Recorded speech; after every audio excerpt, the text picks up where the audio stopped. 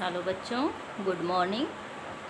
कल हम लोगों ने नाज़ीवाद, हिटलर का अभ्युदय नामक चैप्टर के अंतर्गत हेलमुट से संबंधित कहानी और जर्मनी में युद्ध का क्या असर हुआ, प्रथम विश्व युद्ध का असर और राजनीतिक रेडिकलवाद, आमूल परिवर्तन और आर्थिक संकट तथा मुद्रास्फीति के बारे में पढ़ा था। आज हम लोग मंदी के साल नामक टॉपिक के विषय में पढ़ेंगे। आज का हमारा टॉपिक क्या है बच्चों? मंदी के साल। तो जैसा कि कल हम बताए थे कि जर्मनी में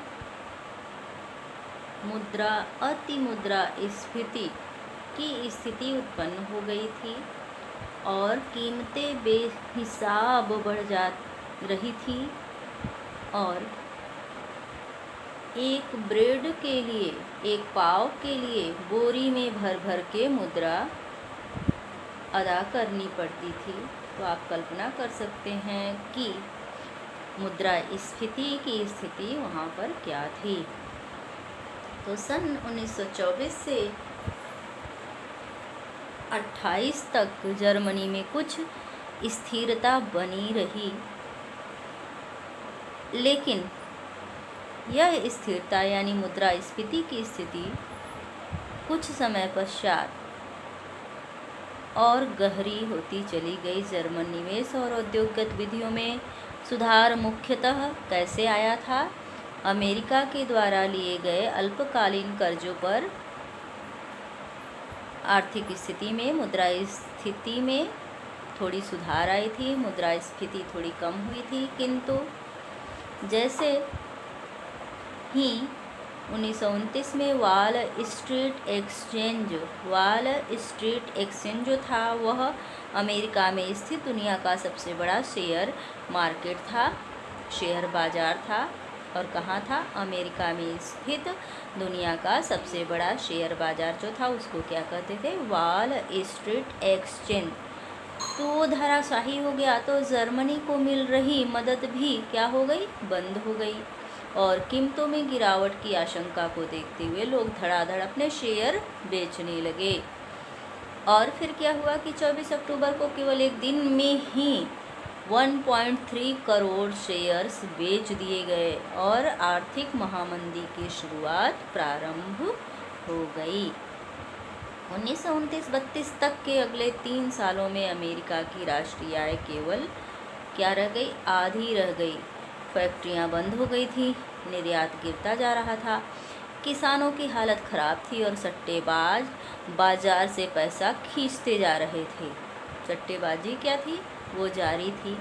अमेरिकी अर्थव्यवस्था में आई इस महामंदी का असर दुनिया भर ने महसूस किया और इस मंदी का सबसे बुरा प्रभाव जर्मन अर्थव्यवस्था पर पड़ा। 1932 में जर्मनी का औद्योगिक उत्पादन 1929 के मुकाबले 40% रह गया, यानी 60% की गिरावट आई। किसमें बच्चों? अर्थव्यवस्था में औद्योगिक उत्पादन के क्षेत्र में 60% की गिरावट आ गई। कब से कब तक के बीच में? 1932 से 29 तक के 1929 से 1932 तक के बीच में। और मजदूर क्या हुए? या तो बेरोजगार हो रहे थे या उनके वेतन काफ़ी कम थे। बेरोजगारों की संख्या 60 लाख तक पहुंच गई और जर्मनी की सड़कों पर ऐसे लोग बड़ी संख्या में दिखाई देने लगे जिनके गले में एक तख्ती लटकी रहती थी जिस पर लिखा होता था कि मैं कोई भी काम करने को तैयार हूँ। ऐसा कहाँ लिखा रहता था? सड़कों पर नवयुवकों के गले में पड़ी हुई तख्ती पर लिखा रहता था। लिखी तख्ती गले में लटकाए खड़े रहते थे बेरोजगार नौजवान, या तो ताश खेलते पाए जाते थे या नुक्कड़ों पर झुंड लगाए रहते थे, या फिर बेरोजगार दफ्तरों के सामने बेरोजगार युवक क्या करते थे, बाहर तक लंबी लंबी कतारों में खड़े पाए जाते थे। अर्थात नौकरी के लिए युवा वर्ग लंबी लंबी कतारों में रोजगार कार्यालयों के सामने खड़े पाए जाते थे। यह स्थिति कहाँ की थी? जर्मनी की थी।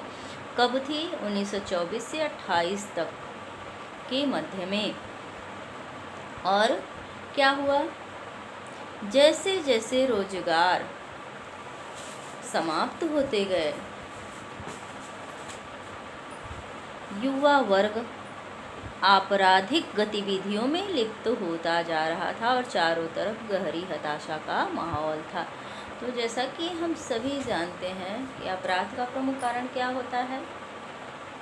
बेरोजगारी, बेकारी, निर्धनता, ये सब अपराध की जड़ होती है बच्चों। तो जैसे जैसे जर्मनी में बेरोजगारी बढ़ती जा रही थी, अपराध का स्तर भी ऊंचा होता जा रहा था और साथ ही समाज में चारों तरफ क्या था?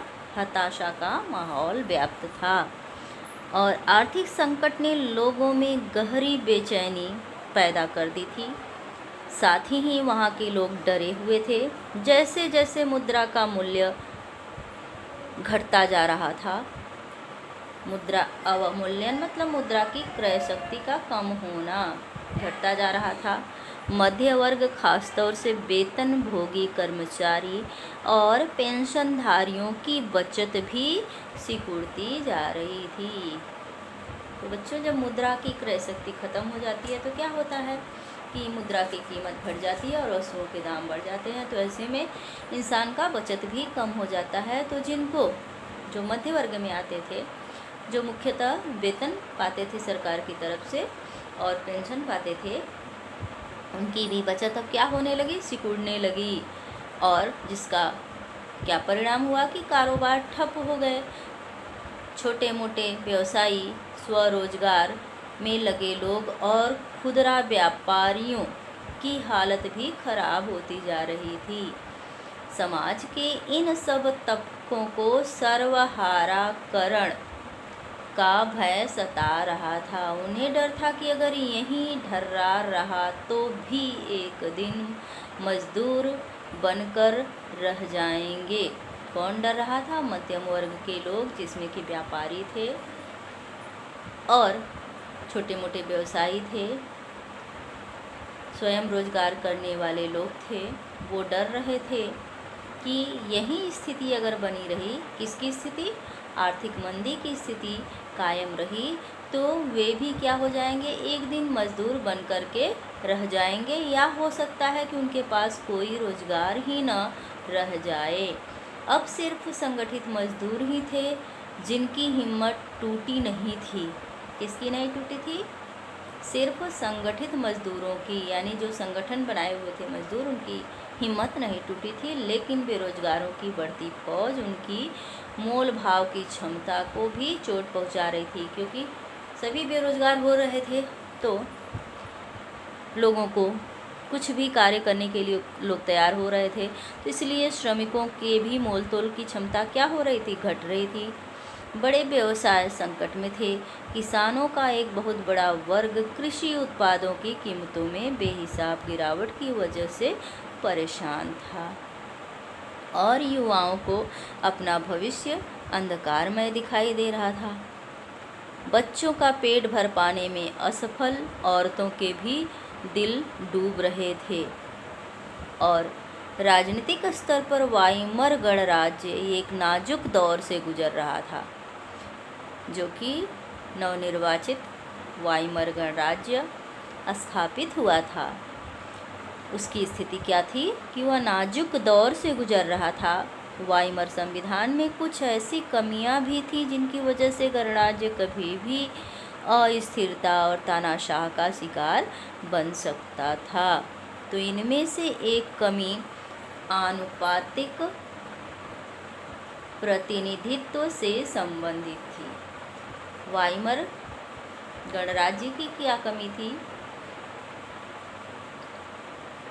वाइमर संविधान की कमियां तो पहली कमी क्या थी? आनुपातिक प्रतिनिधित्व से संबंधित कमी जो है वह कभी भी वाइमर सरकार के पतन का कारण बन सकती थी। इस प्रावधान की वजह से किसी एक पार्टी को बहुमत मिलना लगभग नामुमकिन बन गया था। क्या प्रावधान था आनुपातिक प्रतिनिधित्व में कि इस प्रावधान की वजह से किसी एक पार्टी को स्पष्ट बहुमत मिलना नामुमकिन बन गया था। हर बार गठबंधन की सरकार सत्ता में आ रही थी। और दूसरी समस्या क्या थी कि अनुच्छेद 48 की वजह से, तब कि वाइमर संविधान जो बना था उसके अनुच्छेद 48 की वजह से, जिसमें राष्ट्रपति को आपातकाल, क्या था अनुच्छेद 48 में? राष्ट्रपति को आपातकाल लागू करने, नागरिक अधिकार रद्द करने और अध्यादेशों के जरिए शासन चलाने का अधिकार दिया गया था।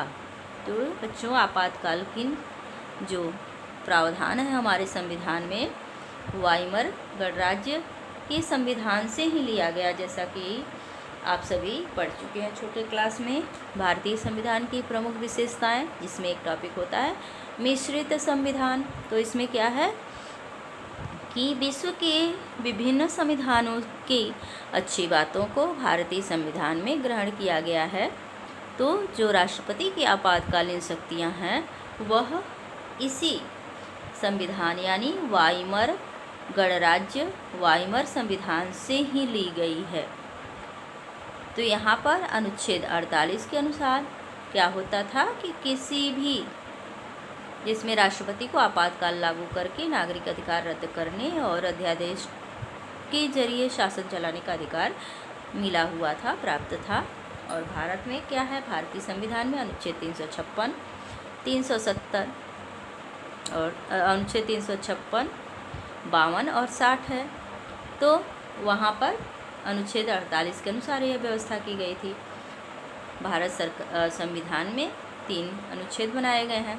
अनुच्छेद 352 के अनुसार वित्तीय संकट लागू आने पर राष्ट्रपति शासन लागू कर दिया जाता है। अनुच्छेद 356 के अनुसार राज्यों में संवैधानिक सरकारों के विफल होने पर, और अनुच्छेद 360 गृह युद्ध की स्थिति उत्पन्न होने पर, आंतरिक सुरक्षा को खतरा उत्पन्न होने की स्थिति में राष्ट्रपति आपातकाल की घोषणा करता है, जिसमें कि भारत में अभी 2 स्थितियाँ नहीं आई हैं, केवल एक स्थिति अनुच्छेद 356 के तहत राष्ट्रपति विभिन्न राज्यों में राष्ट्रपति शासन लागू करता है, लेकिन उसके लिए संसद का 2/3 बहुमत स्वीकृत होना जरूरी है। तो अपने छोटे से जीवन काल में, और यही व्यवस्था कहाँ थी? वाइमर संविधान में थी। तो अपने छोटे से जीवन काल में वाइमर गणराज्य का शासन 20 मंत्रिमंडलों के हाथों में था और उनकी औसत अवधि 239 दिन से ज़्यादा नहीं रही। तो 20 मंत्रिमंडल थे और 239 दिन वाइमर गणराज्य का शासन चला। इस दौरान अनुच्छेद 48 का जमकर इस्तेमाल किया गया, यानी राष्ट्रपति शासन को लगाया गया। पर इन सारे नुस्खों के बावजूद संकट दूर नहीं हो पाया और लोकतांत्रिक संसदीय व्यवस्था में लोगों का विश्वास खत्म होने लगा, क्योंकि वह उनके लिए समाधान नहीं खोज पा रही थी। तो जनता का लोकतांत्रिक व्यवस्था से विश्वास क्यों उठ रहा था बच्चों? क्योंकि लोकतंत्र की वाइमर सरकार, जो लोकतांत्रिक सरकार थी, वह जनता के समस्याओं के समाधान करने में असफल हो रही थी, किसी भी समस्या का समाधान नहीं कर पा रही थी। इसलिए जनता का लोकतंत्र के प्रति विश्वास खत्म हो रहा था।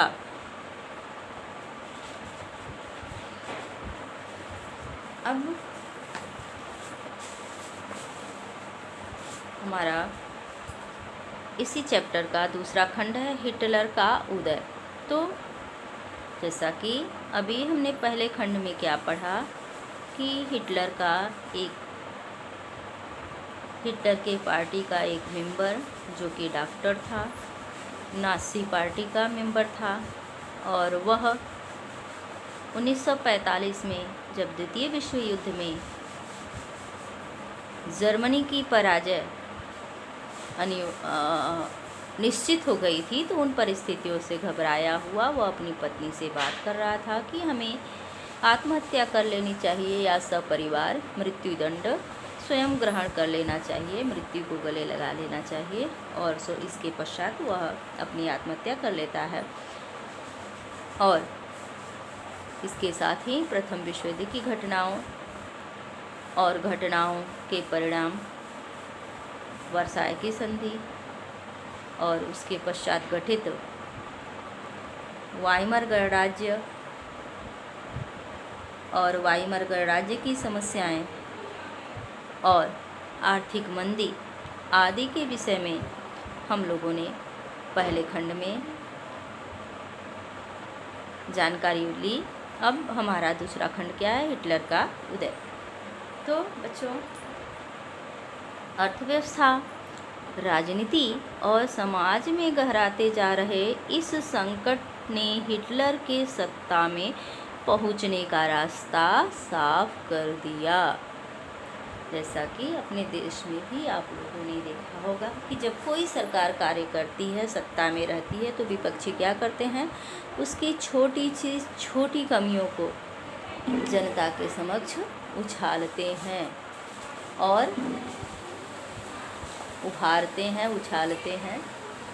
तो बच्चों, अर्थव्यवस्था, राजनीति और समाज में गहराते जा रहे इस संकट को, कैसे संकट को? बेरोजगारी की संकट, बेकारी की संकट, आर्थिक मंदी, मुद्रास्फीति आदि संकटों को जो गहराते जा रहे थे, समाज में अपराध जो फैल रहे थे, ऐसी परिस्थितियों में हिटलर के उदय का मार्ग क्या हो गया? रास्ता साफ हो गया। 1889 में ऑस्ट्रिया में जन्मे हिटलर का जन्म कब हुआ था? 1889 में। कहाँ हुआ था? ऑस्ट्रिया में हुआ था। युवावस्था बेहद गरीबी में गुजरी थी। रोजी रोटी का कोई जरिया न होने के कारण पहले विश्व युद्ध की शुरुआत में उसने भी अपना नाम फौजी भर्ती में लिखवा लिया था। मतलब वह प्रथम विश्व युद्ध में एक फौजी के रूप में कार्य किया और भर्ती के बाद उसने अग्रिम मोर्चे पर संदेशवाहक इसका काम किया था, संदेशवाहक का काम किया था। कारपोरल बना और बहादुरी के लिए उसने कुछ तमगे यानी मेडल हासिल किए। जर्मन सेना की पराजय ने तो उसे हिला दिया था, लेकिन वर्साय की संधि ने तो उसे आग बबूला ही कर दिया था। जैसा कि हमने पहले बताया है कि वर्साय की संधि में ही द्वितीय विश्व युद्ध के बीज बो दिए गए थे। इसका मतलब क्या है कि वर्साय की संधि जो थी एक तरफा हुई थी, जर्मनी की भावनाओं का ख्याल नहीं किया गया था। जर्मनी पर जबरदस्ती यह संधि थोप दी गई थी। यही कारण है कि जर्मनी की जनता के मन में मित्र राष्ट्रों के प्रति आक्रोश की भावना ने द्वितीय विश्व युद्ध में हिटलर को समर्थन दिया। तो 1919 में उसने जर्मन वर्कर्स, हिटलर ने क्या किया कि प्रथम विश्व युद्ध के पश्चात, जर्मनी के हार जाने के पश्चात, वर्साय संधि के पश्चात जर्मन वर्कर्स पार्टी नामक एक छोटे से समूह की सदस्यता ले ली। किसकी? जर्मन वर्कर्स पार्टी में क्या हुआ? उसका सदस्य बन गया। धीरे धीरे उसने इस संगठन पर अपना नियंत्रण कायम कर लिया और उसे नेशनल सोशलिस्ट पार्टी का नाम दे दिया। यानी कि जर्मन वर्कर्स पार्टी जो 1919 में एक राजनीतिक संस्था के रूप में कार्य कर रही थी, हिटलर उसके सदस्य के रूप में अपना नामांकन किया और धीरे धीरे उस पर प्रभावशाली होता गया और अंततः जब प्रभावशाली हो गया तो उसने उस पार्टी यानी जर्मन वर्कर्स पार्टी का नाम बदल करके नेशनल सोशलिस्ट पार्टी नाम रख दिया। इसी पार्टी को बाद में नात्सी पार्टी के नाम से जाना गया। तो बच्चों, नात्सी पार्टी किसे कहते हैं? ये हिटलर द्वारा जर्मन वर्कर्स पार्टी को नेशनल सोशलिस्ट पार्टी में तब्दील किया जाना और आगे चल कर के इसी पार्टी को नाज़ी पार्टी के नाम से जाना गया। फिर 1923 में ही हिटलर ने बवेरिया पर कब्जा कर लिया। किस पर किया? बवेरिया पर। बर्लिन पर चढ़ाई करने के पश्चात सत्ता पर कब्जा करने की योजना बनाई। क्या किया हिटलर ने? 1919 में एक राजनीतिक पार्टी का सदस्य बना, एक राजनीतिक संस्था का सदस्य बना, जो कि एक छोटी सी संस्था थी, और उसका आगे चल कर के नाम बदल दिया। फिर उसके पश्चात वही संस्था नाज़ी पार्टी के रूप में प्रसिद्ध हुई और 1923 आते आते हिटलर ने क्या किया? बवेरिया नामक स्थान पर कब्जा कर लिया। बर्लिन पर चढ़ाई करने और सत्ता पर कब्जा करने की योजना भी बना ली। बर्लिन यानी उस समय जो है जर्मनी की राजधानी थी, और इन दुस्साहसिक योजनाओं में वह क्या हुआ? असफल रहा। किसने योजना बनाई बच्चों? हिटलर ने। किसकी योजना बनाई? जर्मनी की बर्लिन पर अधिकार करने की योजना बनाई, किंतु उसमें क्या हुआ? असफल रहा। उसे गिरफ्तार कर लिया गया। उस पर देशद्रोह का मुकदमा भी चला, लेकिन कुछ समय बाद उसे रिहा कर दिया गया और नाज़ी राजनीतिक खेमा 1930 के दशक के शुरुआती सालों तक जनता को बड़े पैमाने पर अपनी तरफ आकर्षित नहीं कर पाया था, लेकिन महामंदी के दौरान नाज़ीवाद ने एक जन आंदोलन का रूप ग्रहण कर लिया। यानी कि महामंदी के दौर से फायदा उठाया किसने? नाज़ी पार्टी ने। और जैसा कि हम पहले भी देख चुके हैं कि 1929 के बाद क्या हुआ था? बैंक दिवालिया हो चुके थे, काम धंधे बंद हो चुके थे, मजदूर बेरोजगार हो रहे थे और मध्य वर्ग लाचार था, भुखमरी का शिकार हो रहा था। और नाज़ी प्रोपेगेंडा में लोगों को एक बेहतर भविष्य की उम्मीद दिखाई देती थी। प्रोपेगेंडा यानी झूठा प्रचार क्या कर रहा था? नाज़ियों ने झूठा प्रचार करना शुरू किया, लोगों के बेहतर भविष्य की योजना बनाई और 1929 में नाज़ी पार्टी को जर्मन संसद राइखस्टाग के लिए हुए चुनाव में महज 2.6% वोट मिले थे। इतने सबके बावजूद भी केवल 2.6% वोट ही नाज़ी पार्टी को मिला और 1932 तक आते आते यह देश की सबसे बड़ी पार्टी बन गई और उसे 37% वोट यानी 37% वोट मिला। और हिटलर ज़बरदस्त वक्ता था, यानी बोलने वाला। उसका जोश और उसके शब्द लोगों को हिला कर रख देते थे। वह जनता की कमजोरियों को पकड़ता था और उसी पर बोलता था। जनता उसी के आक्रामक भाषणों की वजह से उसकी ओर उन्मुख होती चली गई। वह अपने भाषणों में एक शक्तिशाली राष्ट्र की स्थापना, वर्साय संधि में हुई नाइंसाफ़ी के प्रतिशोध और जर्मन समाज को खोई हुई प्रतिष्ठा वापस दिलाने का आश्वासन देता था। तो बच्चों क्या करता था? वाइमर सरकार की विफलताओं को गिनाता था जोशीले भाषणों द्वारा, और साथ ही भाषणों में एक शक्तिशाली राष्ट्र की स्थापना पर बल देता था। यानी जर्मनी को एक शक्तिशाली राष्ट्र बनाने की उम्मीद दे रहा था। और वर्साय संधि में हुई जर्मनी के लिए नाइंसाफ़ी के प्रतिशोध की तरफ भी जर्मन जनता को उन्मुख कर रहा था और प्रतिशोध लेने के लिए दृढ़ प्रतिज्ञ दिखाई दे रहा था और जर्मन समाज को खोई हुई प्रतिष्ठा वापस दिलाने का आश्वासन दिया करता था। कौन करता था बच्चों? हिटलर करता था। और उसका वादा था कि वह बेरोजगारों को रोजगार और नौजवानों को सुरक्षित भविष्य देगा। यह क्या था उसका? केवल प्रोपेगेंडा ही था, यानी झूठा प्रचार। लेकिन उसने आश्वासन दिया कि वह देश को विदेशी प्रभाव से मुक्त कराएगा और तमाम विदेशी शासकों का मुंहतोड़ जवाब देगा। तो उसने देश की जनता की कमज़ोर नस को पकड़ लिया था। जैसा कि हम सभी जानते हैं कि किसी की कमज़ोरी या कमज़ोर नस को अगर पकड़ लो तो उस पर विजय प्राप्त करना बहुत आसान हो जाता है। तो हिटलर ने भी यही किया। उस समय जनता की क्या आवश्यकता थी?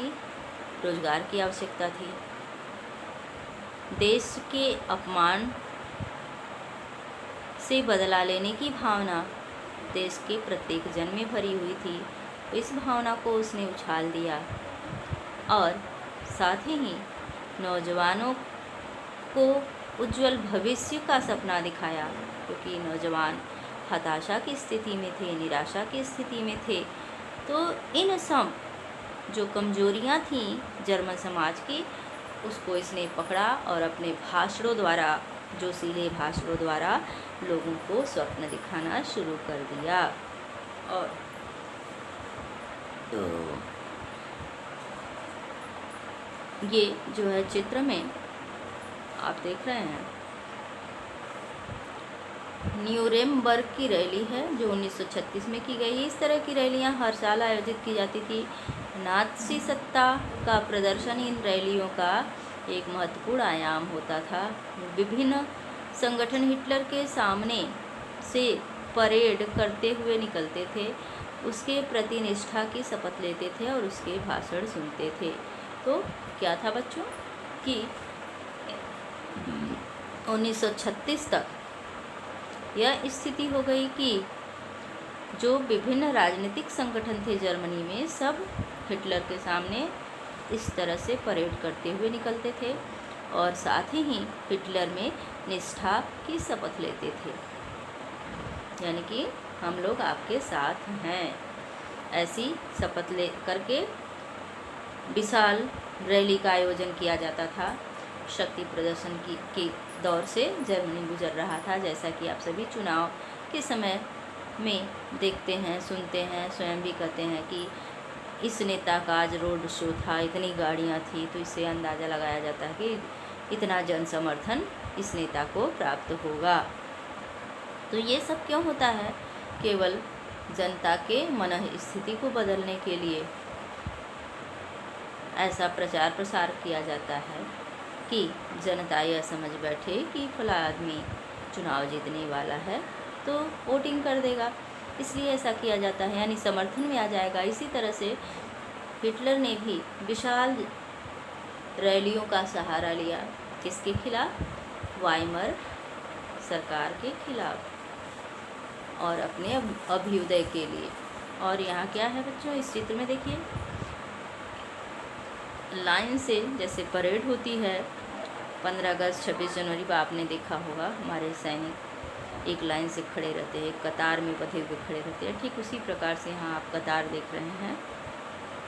तो हिटलर द्वारा SA और SS कतारों के सामने भाषण, इस मंच पर चढ़ कर के हिटलर भाषण देता है और सभी लोग कतारों में खड़े रहते हैं, जिसमें कि मुख्यतः कौन सी पार्टी है? SA और SS। यहाँ लंबी और सीधी कतारों को आप देख सकते हैं। इस तरह के चित्रों के माध्यम से नाज़ी सत्ता की भव्यता और ताकत को दर्शाने की कोशिश की जाती थी। ऐसे चित्रों से, यानी इस तरह से कतारबद्ध होकर के खड़े हुए लोगों को दिखा करके हिटलर के शक्ति का प्रदर्शन किया जाता था। हिटलर ने राजनीति की एक नई शैली रची। वह लोगों को गोलबंद करने के लिए आडंबर और प्रदर्शन की अहमियत समझता था। अब यहाँ पर क्या है, आडंबर ही हो रहा है ना। हिटलर के प्रति भारी समर्थन दर्शाने और लोगों में परस्पर एकता का भाव पैदा करने के लिए नाज़ियों ने बड़ी बड़ी रैलियों का, जनसभाओं का आयोजन किया। स्वस्तिक, ये क्या है, स्वस्तिक है, यानी ओम बना हुआ है।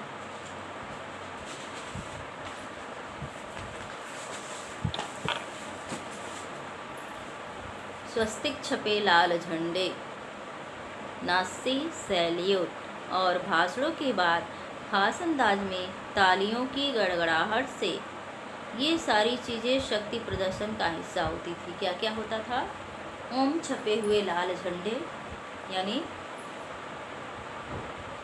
ओम हम लोग इसको क्या बोलते हैं, ओम बोलते हैं ना।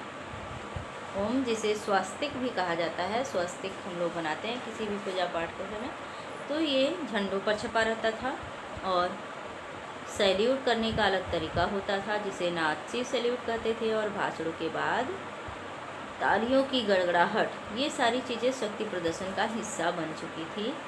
नाज़ियों ने अपने धुआंधार प्रचार के जरिए, किसके जरिए, धुआंधार प्रचार के जरिए हिटलर को एक मसीहा, एक रक्षक, एक ऐसे व्यक्ति के रूप में पेश किया जिसने मानव जनता को तबाही से उबारने के लिए अवतार लिया हो। यानी कि एक मसीहा के रूप में, एक नेता के रूप में, एक उद्धारक के रूप में हिटलर का प्रचार प्रसार नाज़ियों द्वारा किया गया। नाज़ियों मतलब उसकी पार्टी, उसकी जो राजनीतिक पार्टी थी नाज़ी पार्टी, उसके सदस्यों द्वारा प्रचार प्रसार, कैसा प्रचार प्रसार, धुरंधर धुआंधार प्रचार प्रसार किया गया।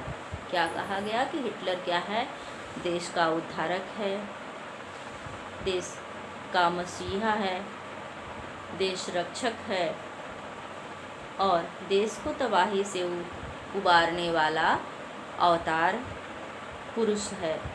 ऐसा कह करके जनता में हिटलर का जोरदार प्रचार प्रसार किया नाज़ियों ने।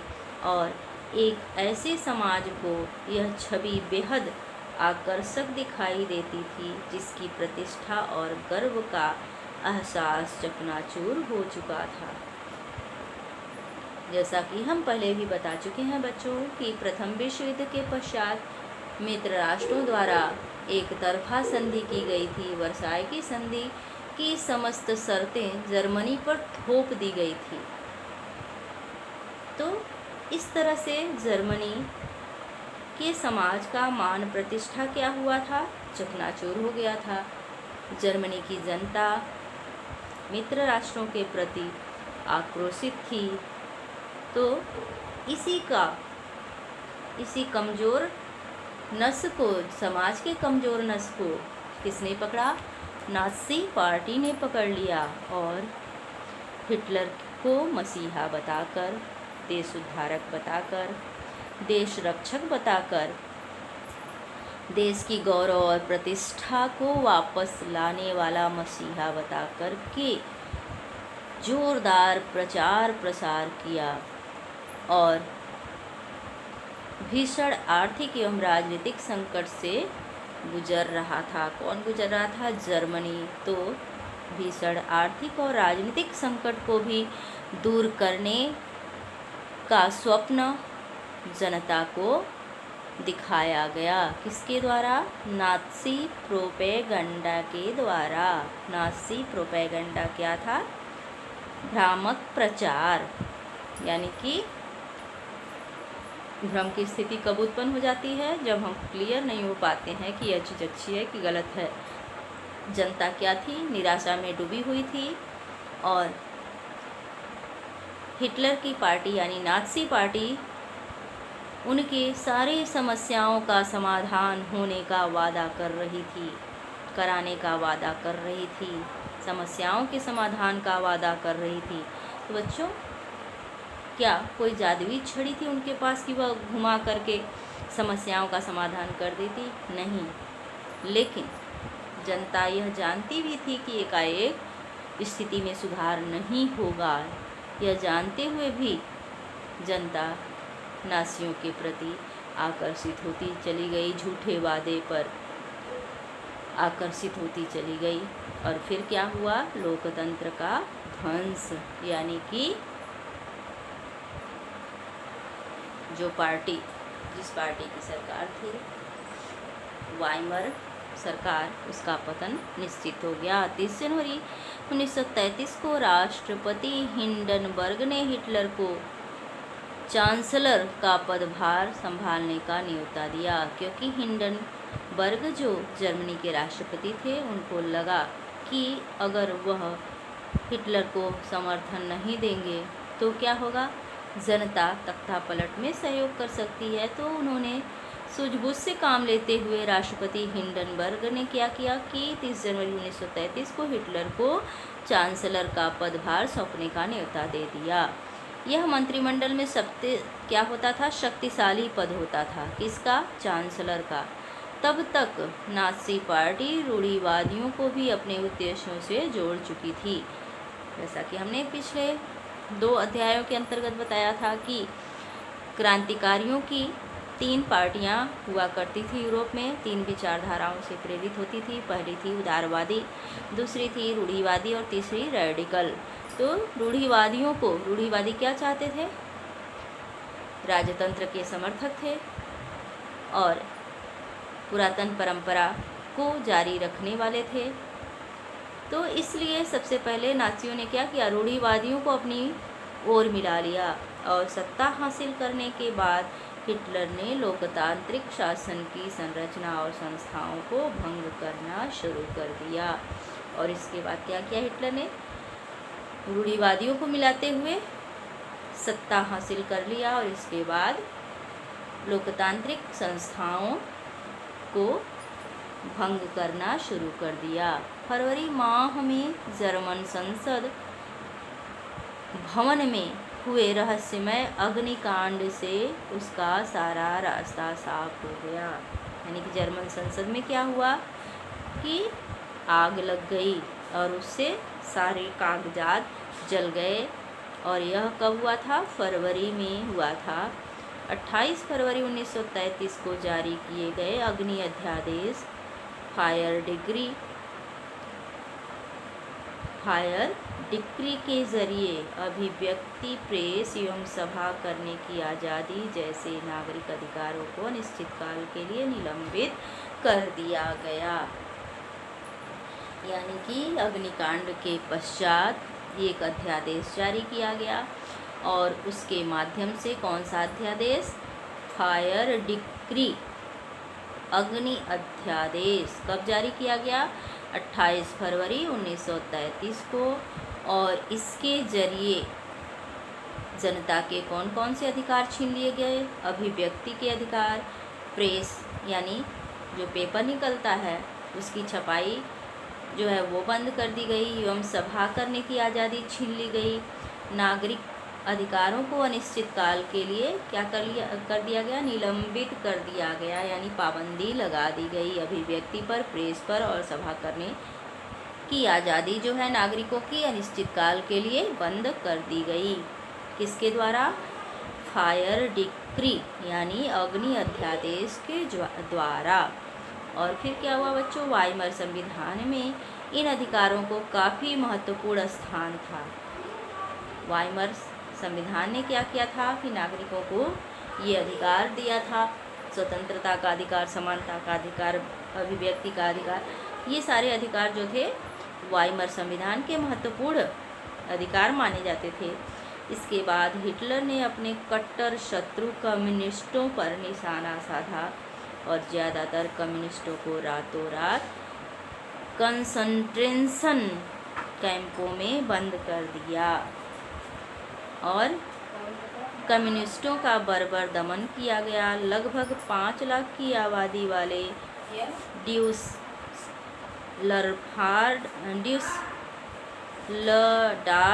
शहर में गिरफ्तार किए गए लोगों की बची खुची फाइलों में से कम्युनिस्टों की जो फाइलें थी, नाज़ियों ने सिर्फ कम्युनिस्टों का ही सफाया नहीं किया, नाज़ी शासन की कुल 52 किस्म के लोगों को अपने दमन का शिकार बनाया। तो सारी फाइलों को जला दिया गया और नाज़ियों ने क्या किया कि 52 किस्म के लोगों को अपने दमन का शिकार बनाया, यानी कि 52 किस्म के लोगों को दमित किया गया, प्रताड़ित किया गया। 3 मार्च 1933 को प्रसिद्ध विशेषाधिकार अधिनियम क्या हुआ? 3 मार्च 1933 को प्रसिद्ध विशेषाधिकार अधिनियम इनेबलिंग एक्ट पारित किया गया। इस कानून के जरिए जर्मनी में बाकायदा तानाशाही शासन स्थापित कर दी गई। तो बच्चों, जर्मनी में हिटलर की तानाशाही सरकार कब बनी? 3 मार्च 1933 को हिटलर बाकायदा जर्मनी का तानाशाह बन बैठा। इस कानून ने हिटलर को संसद को हाशिए पर धकेलने और केवल अध्यादेशों के जरिए शासन चलाने का निरंकुश अधिकार प्रदान कर दिया। नाज़ी पार्टी और उससे जुड़े संगठनों के अलावा सभी राजनीतिक पार्टियों, ट्रेड यूनियनों पर पाबंदी लगा दी गई। अर्थव्यवस्था, मीडिया, सेना, न्यायपालिका पर राज्य का पूरा नियंत्रण स्थापित हो गया और पूरे समाज को नास्तियों के हिसाब से नियंत्रित और व्यवस्थित करने के लिए विशेष निगरानी और सुरक्षा दस्ते गठित किए गए। किसको नियंत्रित करने के लिए? समाज और सेना को नियंत्रित करने के लिए नाज़ियों ने क्या किया कि एक विशेष निगरानी और सुरक्षा दस्ते का गठन किया। पहले से मौजूद हरी वर्दीधारी पुलिस और स्टार्म ट्रूपर्स, जिसे ऐसे के अलावा गेस्तापो, गुप्तचर जो होते थे उन्हें क्या कहा जाता था? गेस्तापो, जो गुप्तचर पुलिस होती थी। SS अपराध नियंत्रण पुलिस और सुरक्षा सेवा SD का भी गठन किया गया।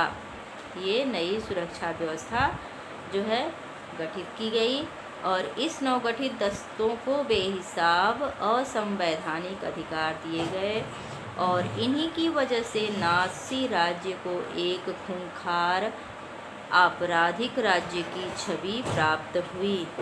किसके किसके बल पर? हरी वर्दीधारी पुलिस और स्टार्म ट्रूपर्स और गेस्तापो और अपराध नियंत्रक पुलिस और सुरक्षा सेवा आदि के संगठन के कारण ही नाज़ी राज्य को एक खूंखार आपराधिक छवि प्राप्त हुई। गेस्तापो के यंत्रणागृहों में किसी भी को भी बंद किया जा सकता था और ये नए दस्ते किसी को भी यातना गृहों में भेज सकते थे।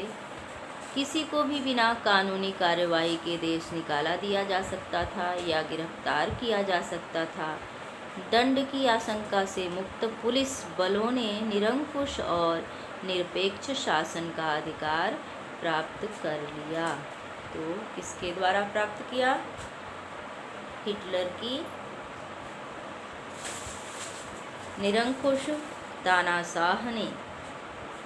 तानाशाही शासन ने इन सुरक्षा संगठनों को जो बेहिसाब शक्तियां प्रदान कर दी थी, इस वजह से ये किसी भी व्यक्ति को क्या कर सकते थे, जेल में डाल सकते थे, यंत्रणा दे सकते थे और इसके साथ ही ये किसी भी कानूनी कार्यवाही में नहीं फंस सकते थे। इन पर यानी पुलिस बलों पर